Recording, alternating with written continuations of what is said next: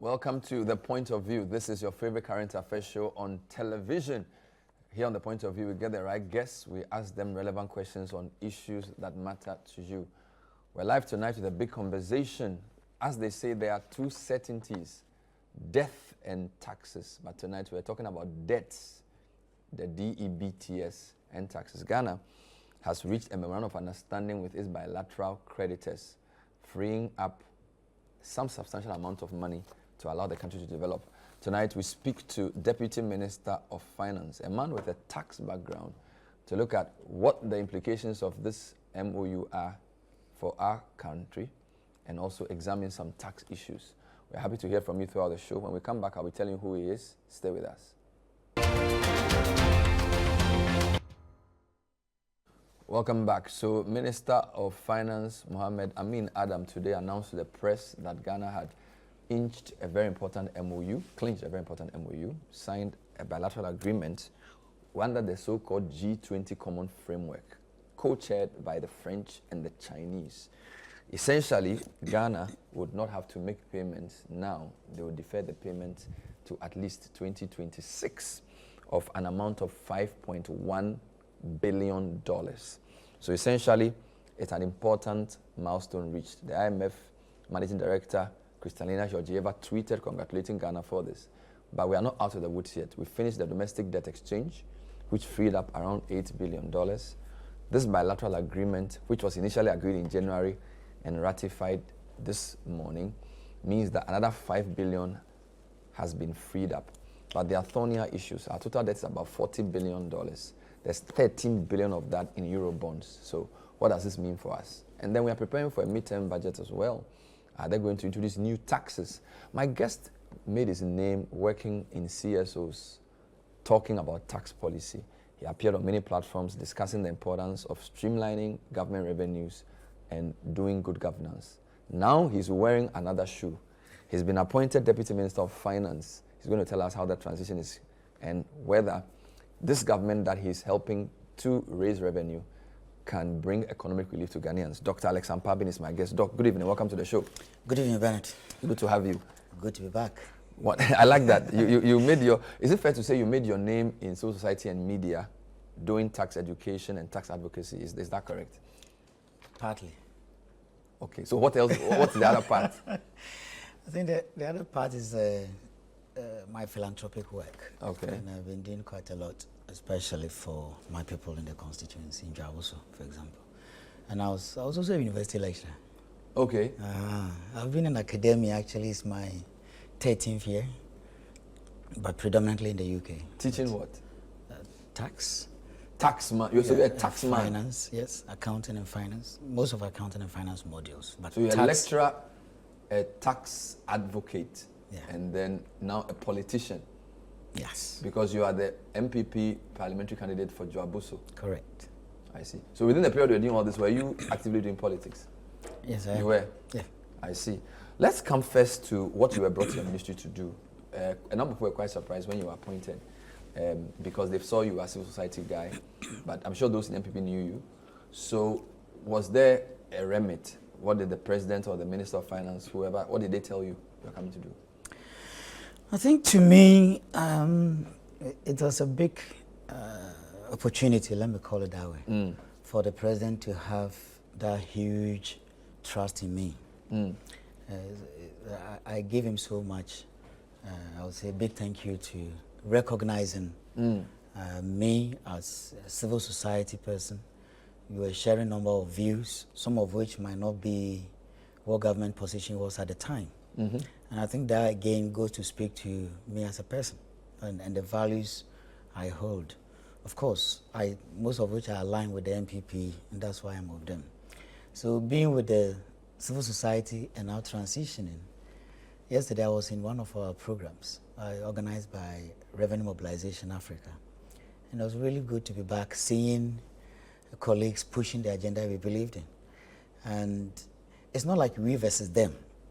Sometimes there's that impression that there's we versus them, but actually we're all fighting for the same cause, but wearing different hats at different times. So the transition to me has not been much different, simply because most of the initiatives the finance ministry is embarking on are things I support. Luckily, I have a minister, a boss, who is from the civil society. So we kind of have a lot in common.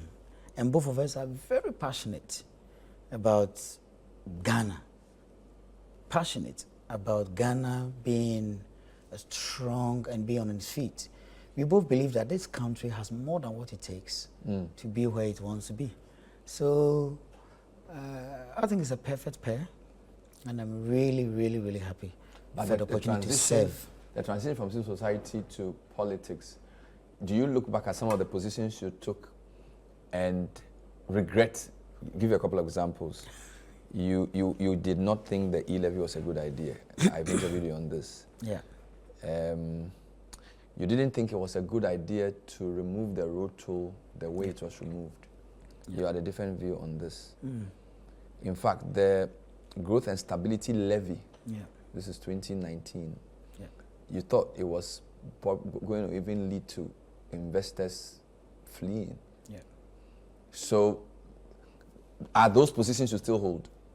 Yes. You still hold those positions? And I will tell you why. The first one, if I was will be on e-levy. E-levy, I am not against taxing digital transactions. Okay. Because the economy has moved from brick and mortar to digitize. And if you take a country like Kenya, who are part of the OECD's inclusive framework, Ghana is not. So therefore, we are better placed to have our own digital service tax, DST, which I believe people are selling online. And I keep saying this, you have people selling on Gigi, Jumia, Tonaton, what have you. That is another market. So why should you tax somebody at Makola and not tax somebody who is on Gigi, Jumia, or Tonaton, or selling on Facebook or other marketplaces? So to me, yes, it was good, but then the concern was the person to person, because I think it's about value creation in taxing. And I'm very happy to hear that the Vice President and our flag bearer in NPP has proposed to scrap the e-levy. So that in itself tells you that at least... You feel vindicated? Well, I don't know if I have to say vindication, but in a way that I'm a party person. So things that I think, one, will make the party's policies and ideology stand firm were what I was supporting. I'm also a Ghanaian. And the things I believe that will make the Ghanaian comfortable is what I support. So I have not changed any position on it. And so if I get you right, you are not against digital service tax. You are against the taxing of transfers. Exactly. So if there's value addition or a purchase. So which means that even if the Vice President believes in scrapping the e-levy, that doesn't mean that a digital service tax will not be introduced, but it will be in a different form. Exactly. And to me, I can't think of a country which hasn't gotten a digital service tax of some sort. So Ghana is long overdue. And just to make an example, so that people appreciate where I'm coming from, go to YouTube and play a video. Within 1 minute, 2 minutes, you're going to watch about 2-3 adverts. What it tells you is that Facebook or YouTube is making profits right here in Ghana. Go on your Facebook account and you're going to see a number of adverts on your right, on your left. What it's telling you is that Facebook is making profit right here in Ghana and not being taxed. Meanwhile, there are companies operating in Ghana for jurisdiction reasons, of course, are being taxed. So then it comes to the question of application of our tax laws. Revenues generated in Ghana are subject to taxes. And Facebook, we have TikTok, and all those players. These are digital platform owners. Then we have the digital players, or the market players. Here talking about individuals who are using the digital platforms. So you have Gigi, as I said earlier. You have Tonaton, you have Jumia. These combined are bigger than all physical marketplaces in Ghana. And it tells you the volume of transactions that are going on there. there are conversations ongoing, of course, and I wouldn't like to preempt anything. But maybe in the future, might not be anytime soon, but in the future, what I like to see is a Ghana where people who are earning all forms of profit in the country are subject to taxes. People who are trading online to Ghanaian residents, so who are generating revenue from Ghana, are allowed to pay taxes. And one way I was proposing, maybe if you remember, was that we have people selling on those digital platforms. Now, there are lots of ongoing issues of cybercrime. People will call and say, hey, I'm selling this machine. If you send me X amount, I don't know if you've come across some of those. One way we can do that, actually through the tax structure we want to, I hope in the future we can propose for consideration, stand a high chance of reducing cybercrime. And to just demonstrate briefly, so we have the platform owners, Gigi, Jumia, Tonaton. Permit me to use them as an example. As it stands, anybody can register to sell. Few are verified, and even the verification, I don't know how is done. We can have a system where government engages these operators.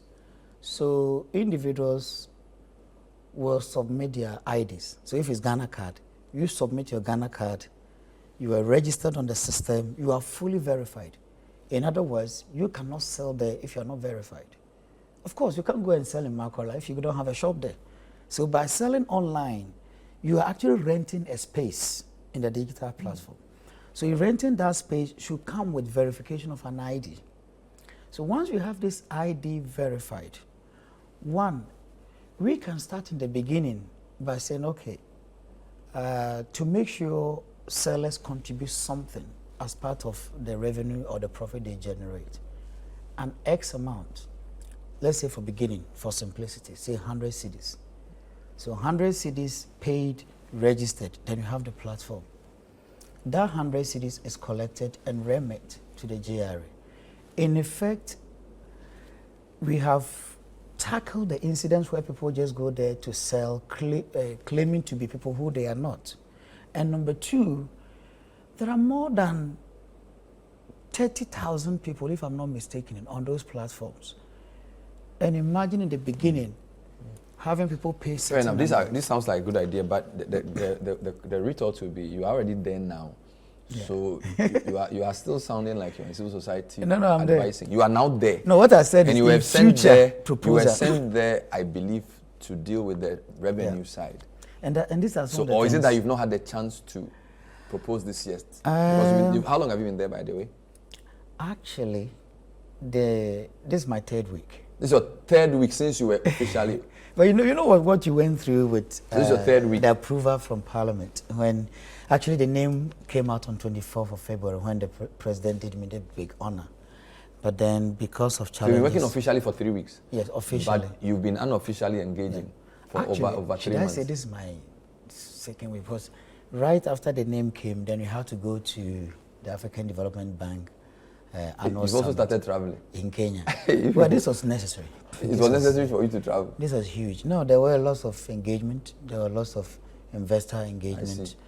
Lots of engagement with the bank, which even we secured. I'm not saying travel is not good, but we know that we've been talking about lots of travel, the costs. But this is essential travel. This is essential travel. This is the time you need investors to no come problem. in. So I get your point. I'm just trying to push on whether these are just still ideas or they move into proposals. Well, because look, Ghana is going through economic challenge. Yeah. You've been sent there because you're a tax guru. So is it that it's too early? You need to study the place first. There's a lot of fires to put out, so nobody's ready to listen. Or are they waiting for elections to be over? Do you follow me? Or if you are desperate for revenue, we are in a fiscal hole. You just give me a great idea about how we can tax these content companies. Is this something that you are discussing with your minister already? There are lots of conversation ongoing, but one thing I think on behalf of my minister I can say is that there won't be any new tax in this mid-year budget. But in going forward, we are looking for all avenues to make sure that we enhance revenue. Ben. So just to clear, this mid-year budget will not be a supplementary budget. You will not ask for any new money. That's what the minister... You will probably just realign the estimate, but you will not create new taxes for us. I think one thing I'm very happy I just want to get that clear before you move on. So yes, you are very sure? From what you is know. Being discussed, okay. There will be no taxes. And the minister... No new taxes. No new taxes, sorry. I believe there are a lot of opportunities within the tax system for us to rake in the needed revenue. It's about improving efficiency. Fair enough. It's about dealing with the leakages in the system. It's about engaging the taxpayers to accept their responsibility. Have you seen any leakage in the 2 weeks you've been there, or it's too early? Any leakages that you are proposing that I think there are leakages, but I wouldn't like to preempt anything because some of them are ongoing conversations, and I think that will, if it's a leakage, then obviously the Ministry of GRA are working on addressing it. If you are preempting anything, that will actually... Since we're on the tax point, let me just wrap then move to the debt thing briefly. So, e-levy, you've explained yourself. Road toll, I recall you said I think you were not happy with the removal of the road toll. Yes. Yes. And you stand by that still? I will still, yes. So okay, let me maybe clarify that. Yeah, at that point, I wouldn't know what went on behind the scene in government. Okay. And therefore, I wouldn't know, and I still don't know what went behind the scene. Okay. But as a person, as a revenue person, and now as a Deputy Minister for Finance in charge of revenue, I am brought in, as you said, to help improve Ghana's revenue. And I promise you and Ghana, I'm going to do just that. I believe there's a huge revenue potentials. There are lots of areas we can look at, for which road toll is one. I believe that the road toll as it was not functioning properly. So in terms of why the minister removed it, maybe from that angle, yes. But I think going forward, we might need to look at modernizing the operation of the road toll. Countries like UK, if I use for example, because that's a system I know more, they have what they call the road tax. Their road tax system operates in a way that you pay an annual amount. And therefore, most of UK roads have no toll. Most, just a very few handful of them are tolled. So at the end of the year, part of maybe renewing your MOT, then you go ahead and pay the road toll. And the road toll is designed in a way... You mean the road tax? The road tax. So the tax is designed in a way that I would say there's more of fairness in it. And it actually moves to support one tax we tried to bring some time ago, which is the luxury vehicle levy, if you remember. But that tax was trying to look at CO2 emissions. The UK's road toll work similar way, but that looks more on the emission level. So the more you emit, the more you're going to pay. And if your car has maybe a 3.0 CO2 emission, you pay higher than somebody who has maybe 0.9 grams in emissions. This is not to say we should go for the UK version, but what I'm trying to say is that we don't necessarily have to put tolls on our roads to collect a road toll or a road taxes. We can build this into our renewals. So the person goes for the end of year, how do you call that thing? When you car registration. Yeah, or not registration. DVLA, whatever. Yeah, roadworthy. Roadworthy certificate. So part of going for a roadworthy, you can be taxed an X amount. And to me, I think Ghanaians will not necessarily be angry with the road toll. I think if it's earmarked and that the toll doesn't find itself into the consolidated account, but this money is earmarked to help improve roads. With earmarking, results being shown, people benefiting from the tax payment. I recall people were angry with the luxury vehicle tax because I think the vehicles that were considered luxury, that the definition was a bit, so it didn't go down well. So is it a different version of that, or all vehicles will be taxed, but every vehicle will be taxed based on their capacity? I mean, this is an area I believe in the future we can look at, but I'm not sitting here to give any policy proposals. Not yet. But the point here is not yet. But have you run any numbers to show that, because we're collecting, I think, below 80 million cedis a year for road tolls, if I'm not mistaken. Certainly not at 100 million cedis a year. So my point is, have you calculated independently this your proposal of a flat amount per car as an alternative to bringing back the road toll with all its concomitant inconveniences? I did this as part of one of my engagements when I was in Oxfam, but I can't recall the figures. Okay. One thing I know is that we have about 2.1 million cars in Ghana. So Ben, even on the rough side, if 2.1 million cars, let's assume that cars that are, okay, for ease of comparison, I wouldn't go on the CO2 emissions. Let's say saloon cars. So each saloon car pays, say, 100 cedis a year for the whole year. This for demonstration. And then the big four-wheel drives pay, say, 300 a year. And then as a tax outside of all the things they pay, because don't forget when we this is road toll. I know. If you're talking of the road toll, so then you don't toll any road at all. I know. I'm just telling you that we pay already when we go and register. So you are saying that in addition to what we pay, we are going to pay 100 as a proposal. If you say in addition to what you pay, like for the checking of your car and those things, yeah. No, in UK they have the MOT. The roadworthy is amount you are paying to say if your car is roadworthy. That's for service. It's nothing to do with tax. You go ahead, yes. So payment for service should not be confused for payments for tax. So now, what I'm saying is that if you have to go by that route, then we could have a standardized amount where, say, 100 cedis or even 50 cedis once a year. A one-off a year payment. Then the big cars pay maybe 200 cedis, articulated trucks maybe 400 cedis. Let's assume you have 500 saloon cars. We have maybe 300 four-wheel drives and maybe 1,000 or so other vehicles.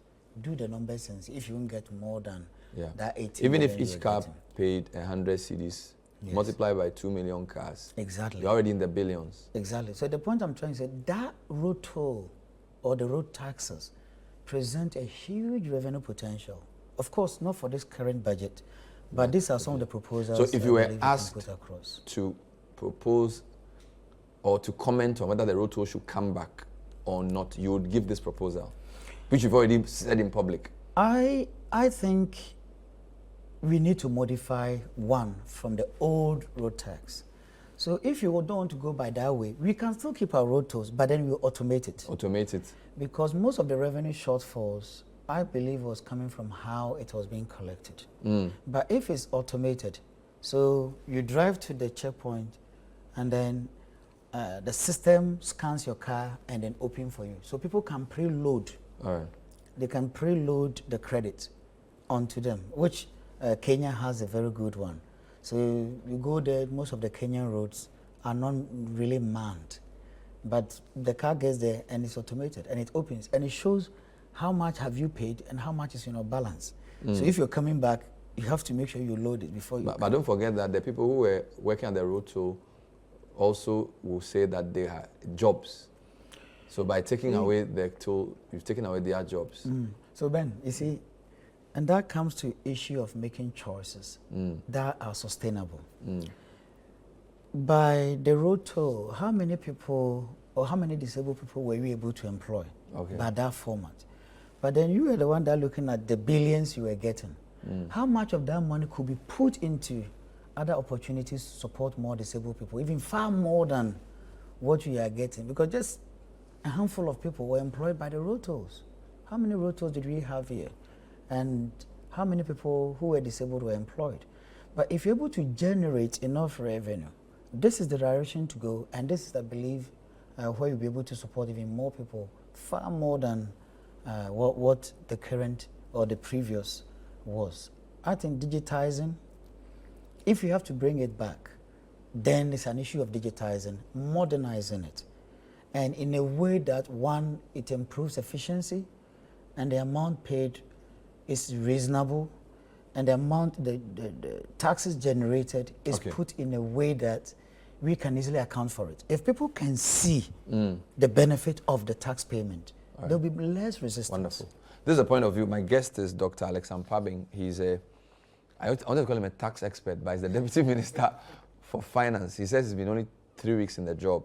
So we'll give him that. We've just basically scratched the surface. When we come back, we'll do quickly with government reaching an MOU with the Official Creditor Committee. We'll deal with some debt issues and come back to some tax matters. Don't forget, our theme today is the two certainties, debts and taxes. Stay with us. Welcome back tonight. We're live with Dr. Alex Ampabin, Deputy Minister for Finance here on Channel 1 Television. Ghana has officially reached an MOU with its Official Creditor Committee. So, Doc, this seems like something important because the Minister gave a whole press conference on it. So let's just run through quickly. When you say you have reached an MOU with the Official Creditor Committee, what does that really mean? Right, thanks, Ben. You know, you have our debt split into domestic and external. And within the external, we have further categorizations, which include the bilaterals. Bilaterals are the ones you owe to other countries like China, the UK, US, Japan, and what have you. And then the Eurobond and other commercial debt. So this press conference is on the bilaterals, the money we owe to other countries. Because you're going by the what do you call it? But this new framework, the G20 the framework. G20 framework. We are not Common going to, framework. you do not actually have to engage each country one by one. Okay. So what they do, the Paris Club, if you like to call them, but China is not part, and that's where you had a small challenge that will come there. So what you do is that they form what you call the creditor committee. So then you engage the creditor committee on behalf of all the bilateral creditors. So because China was not part of, or is not part of the Paris Club, then we needed to have, in our case, China and France. So France representing the Paris Club and then China representing their interest. They co-chaired this official creditor To discuss committee our to discuss bilateral debts together. Exactly. So they use that to engage Ghana. So we finally reached an agreement on our debts restructuring with the Official Creditor Committee. So in other words, we have reached an agreement with all the bilateral creditors that we have through the Official Creditor Committee. So what that means is that whatever we have agreed today is what each and every country that we owe, the terms will remain pretty much the same. And to me, we need to, or should I say, it's a big thanks to the Official Creditor Committee, China and France specifically, for the role they have played in bringing us this far, in making us reach this. But do we know the details of this MOU? Are they, shouldn't we know? Because we, the Ghanaians, when you started this debt restructuring, you gave us haircuts, you reduced our interest, you increased our tenors, and then I think you saved $8 billion from domestic bondholders. This bilateral thing is 5.1 billion. But what are the details? We are still paying the money. Yes. So is it like they've just deferred when we are going to pay it, or they've taken some haircut too? Okay, in terms of the details, it will be out very soon. I mean, the official document will be communicated very soon. But one thing that I believe the minister put out as part of the press conference is that at least it gives a significant flow relief to the country. And what that means is that the expenditure on the debt we should have incurred this year has been postponed throughout the life period of the IMF program. And this have a significant impact because the money that should have been used in servicing the debt is now freed up to support other critical areas like healthcare, education, supporting the vulnerables. Remember, this money will have been put to debt service. So there is that relief, if you like to call it. And I think this have at this critical but time, I think aren't you just kicking the can down the proverbial hill? Because my understanding of this is that the interest and principals were due between 2023 and 2026.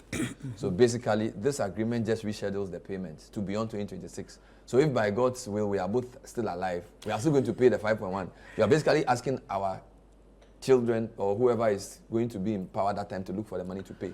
It's free enough money for you to do what you want to do today, but it doesn't really, it's not debt forgiveness. I think, Ben, that to me is not really the right word to use, that you're piling up. It's a rescheduling of payments. To do what you want to do. The details of which we communicate later. But the point I'm trying to make on the issue of relief is that we shouldn't discount the impact of not having this relief in the first place. So the relief is in the deferment, because the Minister Amin, I'm making it up. Minister Amin today said, quote, the agreement to provide significant flow relief to the Republic of Ghana by rescheduling all debt service, principal and interest falling due between 2020 and 2026. So basically that's what he said. Yeah. So if it was anything else, he would have told us. I think Ben, you seem to discount the impact of this relief, or should I say the impact of this suspension, if you like to call it. Now, imagine this critical time that this country was in or is in, and then we're having to fully service this debt. We have challenges within education, we have challenges within healthcare, we have challenges on infrastructure, and having that relief to be able to meet some of those critical provisions, I think is very important. No, I'm not downplaying. I'm just pointing out the implications. I'm not saying I don't like it. I'm just telling you that means that we are going to pay later. That's relief on time to pay. Yes. But that's not in terms of the quantum. Yes, from my understanding. From what we have now, absolutely. Great. So, but to me, I think it's really positive, because it's a time when we're trying to meet our deficit in terms of what we have to do in education and in healthcare. Yeah. And remember, this is budgetary support. And this is the first time that we have indexed and doubled the beneficiaries on LEAP, for example. So there are so many benefits that to me are associated with getting this particular budget support. And not to discount its implications. So was that a precondition, for example, for the next IMF tranche of 360? This milestone? Oh, it's definitely. What it is, remember we have indicative targets that we have to meet. We have quantitative targets, if you like to call it. And we have key criteria which the IMF program is built on. At any point in time, IMF will come. And I mean, very soon they are going to be in town again for the next review. So as part of the review, they would like to see which of the quantitative targets or indicative targets are we meeting. And to me, we are not doing it for IMF. I mean, from where I sit and with the minister's leadership, this is what we have to do for Ghana. I mean, and I hope that getting this leeway will actually allow us to regroup, to be able to come up with some of the policies, the measures, to actually have a very solid economy. While not downplaying this, we do know that the bigger chunk of our debt is the commercial one. $13 billion of which is Euro bonds. Yeah. And then there are others. For some reason, we've not been able to finalize restructuring agreements on that one. So this one that we've gotten, is it like a precondition for that? Yeah, I think if you're... I remember in our accounting class, we have different types of shareholders. So you have the preference shareholders and you have the ordinary shareholders. In the context of the debt situation, you have the bilaterals normally taking the first port. So these are countries? So exactly. So once the bilaterals are agreed, and then remember this agreement is in line, the G20 framework is in line with the comparable of treatment. So in other words, what that means is that once this one is agreed, it triggers the next layer of negotiations. So it allows us to now engage more and seal the deal with the other private creditors, and for which we are certain that they are not going to get a deal different from, or I mean, I think different is not the right word, better than what you have agreed with the bilateral creditors. But don't forget that even though you said this is not for the IMF, in April there was an announcement that we had come up with some preliminary agreements with our commercial creditors, which the IMF did not consider satisfactory to the targets we had agreed on. And therefore, I think the minister, if I quote him accurately, said, we are going back to review some of those terms so that it aligns. In common man's English, IMF said, yempini. So we had to go back. That's basically what they said. So you have gone to talk to the people who owe you, and they've agreed on some debt treatment. But somebody who's giving you 3 billion says, no, I'm not going to agree to this. And we had to go back. That's basically what happened. I think, yes. I mean, I wouldn't say Yempini. That's what they said. It's not an issue of you see, the IMF have a parameter. I mean, we by signing on to the program, we know what debt levels we are trying to achieve. We know what economic indicators or figures we are working on. And by you going by the common framework, we have to make sure that whatever agreement we are negotiating is in line with what the IMF program we have signed. The IMF program is not in isolation. It's not going to treat different types of creditors differently, but it goes in a way that it's able to put the country into a debt sustainable path. So if in a negotiation, the program believes or the fund believes is going to make sustainability of your debt difficult, then they are not being of help. So it's not an issue of a yam-penny, but an issue of would you be able to make your debt sustainable by agreeing to these conditions? And by pushing back, I think the last few weeks we have had a very, very good constructive engagement with most of the external creditors, the private ones, and I have no doubt that now that we have finalized with the bilaterals, we are going to see deals with the private move very, very soon. This is the final point of this. So how much money do you think will come? You said we've agreed it's a deferment of payment, but it seems as if in the press conference, the minister was saying this opens up opportunities for revenue. So is it just the 360 from the IMF, or is there other money from other places that was waiting for this to happen? Well, you see, the IMF works with sister institutions, most of which, as we all know, is the World Bank. And by triggering the release of the 360 million from the IMF, then we have the World Bank own coming. Okay. A couple of weeks ago, Parliament approved the 150 million from the World Bank, for example. You have the World Bank DPO2 and a few others that will come in. So this opens the door. And I think it sent a strong signal to people out there. And I think in a way it also demonstrates by doing this in that record short time, because no country has been able to do this in that record short time. It in a way demonstrates the confidence the bilaterals and even the international financial community have in the management or the direction of where Ghana is going now. There's a big concern that, yes, you've managed to save 8 billion in domestic debt relief. This 5 billion, you've deferred the payment. You are negotiating with external commercial creditors. So debt relief or debt restructuring is happening. But you're taking on new debt. Last year, you raised 50 billion cedis in short-term treasury bills.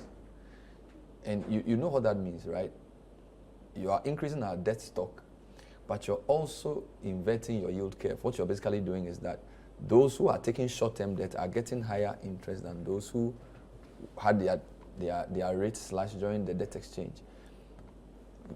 That's a concern, right? Why are you borrowing so much? Because you are supposed to be you are in a hole, and yet you are borrowing from the T-bill market, crowding out private sector. You know this. What are you doing? I think to say we are borrowing too much is difficult. Ben, remember, at this particular time, Ghana has no access to international capital market, and what is the best way of running the economy? The best way... Cut down your expenditure and course, raise revenue. And I'll come back to that. And to me, it goes to show some of the things that the minister is currently doing. This is election year. And you see, in the past, we are used to, it's becoming like a norm that in election year, ministry or the government can spend anyhow. But this, I tell you, from where the minister sits, and this is one thing I'm very, very happy with him, that he is so much bent on holding the line that no matter what it takes, this is going to be the first time in election year that he will not go and ask for additional from Parliament. And that we are going to stay within, you're going to stay on course, you're going to stay in the line. So it's not like you are not doing much or government is spending more. And I'm pretty sure that we have 6 months to go. And by the time we get to December, I'm sure I'll be back into this very studio. Your fiscal consolidation thing you are saying, let me put this up. Your revenue targets versus your expenditure targets clearly suggest that you increase expenditure. So here you go. This is from your own document. Expenditure 2023, 21 billion. Of course, we are going to run deficits for the period, all right? But look at it, 2024, you are raising your expenditure from 21.5 to 21.6. Of course, you want to raise your revenue from 15.8 to 16.8. And then 2025, 21.2, 2026, 22. So it's in what I'm basically saying is that your approach is not really here. You are thinking more here. You still want to spend. Only this is and this are below this. Do you understand my point? Yes. So your major strategy is to look for more money from us, but not reduce how much you spend. Right? And even for 2024 being an election year, your expenditure is more than 2023. This is what you put there. Ben, I think 2024-23 is pretty much same. The point you're making is that fiscal consolidation, there are two ways you achieve fiscal consolidation. Yeah. You work on your revenue and you work on your expenditure. And I think the revenue trend here, the expenditure trend here is reasonable. Now, what it means now to stay on course is about improving our revenue. And like I was saying in the beginning, then there are so much within Ghana that I believe there are lots of untaxed revenue potentials. And I'm very happy that when the minister asked me to be in charge of revenue, because I believe I'll be able to work closely with him, make lots of... So you're brought in to raise... Basically, what this says in English is that you're going to tax us more, but you're not going to reduce how much you spend. That's basically what it tells me. No. Ben, I think you're getting something 15.8, 16.8, 17.3, 18.2 in 4 years. What that means is that I think you shouldn't be doing cut and paste of just a portion of the document. Maybe you might need time to study the This is your own exactly. projection. That's what I'm saying, that you shouldn't only be speaking to this. At that same time, how much is GDP projecting to grow? At that same time, what other initiatives are we putting in place to enhance economic activity? So as economic activity improves, then we expect contributions from sectors to improve accordingly. So if you only talk about the fiscal consolidation component, if you only look at this and talk about only revenue that you want to raise, then definitely people will think you want to add more taxes. You have 4 strategies. You are borrowing more. You've not denied that. You are doing debt restructuring. No, I don't think we are borrowing more. No, you are borrowing more. You raised 50 billion in 2023. No, maybe we are borrowing from domestic market. Yes, you are borrowing more domestically. That's you are not borrowing more. Number 2, you gave us haircuts to save yourself $8 billion. That's the second strategy. Your third strategy is fiscal consolidation, which, from what I see, you raise more domestic revenue, which is not a bad thing. But I'm just saying that it seems to me, and some economists agree, that you are more focused on raising revenue than reducing expenditure. That's the point. Ben, and the point I'm making is that, which I was very clear on where the minister wants us to go. And I can promise you, I'll be here in December. I think we can make a date on it. When I'll be here, we sit here. For the 2025 budget? Well, when we have to maybe do a recap of how you fell in the 2024 budget. Then when you say you're going to hold the line. Okay. So I would say, I wouldn't think or I wouldn't agree when you say we are increasing expenditure. From the figure you have put down there, I think we have pretty much hold expenditure very constant. It's pretty much a constant. So we are not increasing expenditure. What we are doing is to hold expenditure constant. And I don't know if people are advising you to cut it. So we have taken haircut. You see, this is my argument. We have taken haircut of $8 billion. Our money was marked to market. Our interest was reduced. Our tenures was extended. Yeah. Government expenditure is pretty much a straight line. I think Ben, I mean, the good jobs are you economist yourself.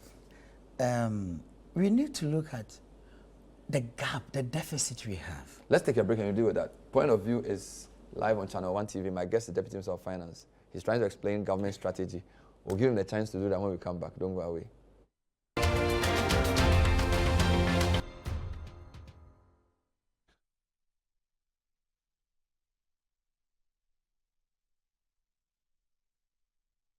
Also happens to be the MPP's parliamentary candidate for Joaboso. It's in the Western North region. We'll talk about that before we go. I just wanted you to comment finally. So I said your strategy is more borrowing domestically. You've not denied this. Debt restructuring. We've taken haircuts. The Paris Club and these guys are deferring our payments. Your consolidation, I put the figures there. Your argument is that I'm saying that you are focusing on raising more revenue, which is not necessarily a bad thing. Yeah. But we feel your expenditure streamlining is not ambitious enough.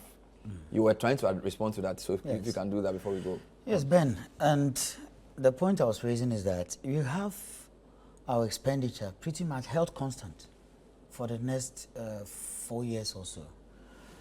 Now, government is not borrowing, or government is not chopping the money, if you like to call it. We have, so 21.5, 21.6, 21.2, this is pretty much held constant over the period. And if you don't hold this, then we are trying to deny the deficit that we have in our hospitals. Hospitals have to be built. Roads have to be constructed. Schools and the trees have to be eliminated. Cathedrals can be cancelled. Ministers can be reduced. There's no cathedral Travel can be stopped. Of course. There's so much more you can do. And there are lots of things ongoing. In fact, let me tell you this. When we met last week, and I hope I won't get into trouble with this, my minister actually has cancelled most of the travels within the ministry. And it's not a you joking should extend matter. it to other ministers. And that's what he's going to do. Into state agencies that are not making any profit. There are lots of conversations. They travel every ongoing. week, Ben, first class. Ben, I can tell you there are lots of things that are ongoing. But let it show in the numbers. The point I'm making here is that we have roads that have to be built. These are not expenditure. You shouldn't create the impression that government expenditure is for government to You've already frozen the roads. There are so many roads if you are driving to Dawenya, all the runabouts have stalled because of debt exchange. Why? Most of the beach road projects, the road at Junction Mall, debt exchange. We've interviewed the Ministry of Roads and they've mentioned almost 10 major projects that have stalled already. So can I explain that one too? Explain. Ben, and that is why to me today is very positive for the economy and for the country Ghana. Most of these loans were project loans. So as part of the ongoing negotiation, most of these projects had to stop. So one of the key advantages going into and having this MOU is that we're going to see our bilateral partners now releasing the funds to allow contractors to go back on site. That answers, and that's why today's MOU is important. Back to this question, please, you're not allowing me to answer. The point I'm saying is that we have streamlined. It's pretty much been held constant. Now, but revenue is growing. What it means is that government is not cutting roads that have to be constructed. Government is not cutting the hospital that have to be constructed. Government is not cutting the education infrastructure that we need. So expenditure going higher or being maintained constant for that period is not indicating that, you see, there's that notion, if you're not careful, that government expenditure is all about government workers or for ministers. But that 21.5 represents the hospitals that we need. It represents the cheap compound that our people need. It represents the schools and the trees, which government has to be removed. There are critical infrastructure which government cannot cut. The private sector is complaining about the multiplicity of taxes. You want to raise tax revenue. You are not against that. You have so many taxes. The currency is falling. Business environment is very tough. Nobody can borrow from a bank. In fact, your treasury bill policy is crowding out private sector. No bank is going to give me money if government will take will sell them T-bills at 26%. So your policy inadvertently is destroying the private sector. And there's no way you're going to grow an economy if private sector is shrinking. Then again, as we move in restructuring the debt, we kind of free up. And very soon, I don't think the short-term borrowing, these are short-term in the period when we have limited options.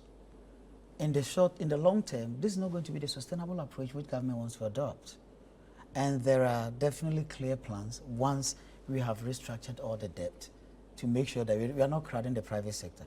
And even for you to know, the Minister of Finance is championing an initiative which I think His Excellency the President will launch very soon. If my memory is right, I think it's on the 16th of July. And it's called the SME Growth and Opportunities Program. This is an opportunity to support the private sector with, even till the end of the year, about 2.4 billion Ghana cedis. From where? From Development Bank Ghana. You've already, if you look at the BOG's numbers, your credit to the private sector has reduced drastically, partly because of your own open market operations. Ben, these are coming from DBG. So what I'm saying is that the private sector, again, we have a division in the ministry, which is called a PIAD, which is the public investment arm of the ministry. And what the minister is trying to do is to repurpose or to move the way they have been working to be more business friendly, going to work more with the private sector.